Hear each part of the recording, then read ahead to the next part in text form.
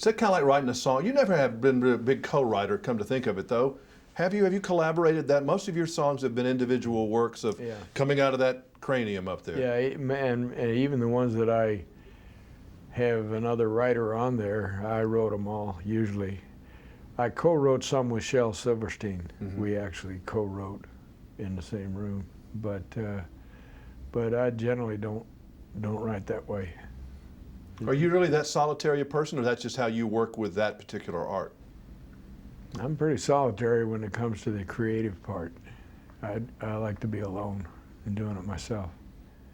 But of course, acting's a whole different thing.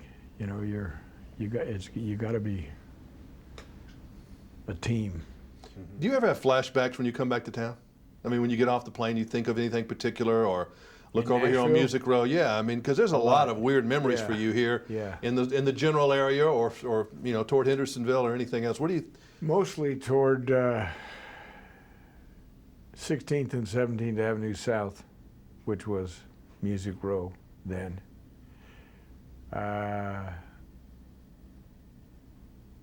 The Opry, backstage of the Opry. Every week I was down there because the old policeman who watched the door knew me and let me in there. And across the alley to Tootsie's, those places bring back all kinds of memories, just flood me with them. And I don't know if Lion Boss is still there, but that was another place that we'd end up every night. It was right next to Ernest Tubbs Records shop.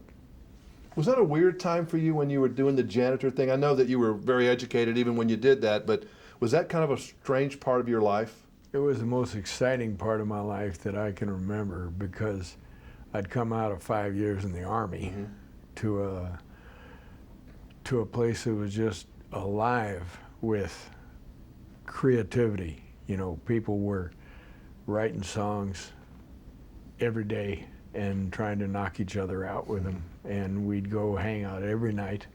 A little rough on my family, but I'd go straight from my job down at Columbia when I got off of there about 9:30, and I'd go down to hook up with people probably at Lion Boss or Tootsie's, and we'd end up in somebody's apartment sitting around on the floor passing the guitar, trying to knock each other out. And there's some Kris Kristofferson kid doing it today. Same thing. Oh yeah, I hope so. Yeah. Good to see you again. Hey, good to see you.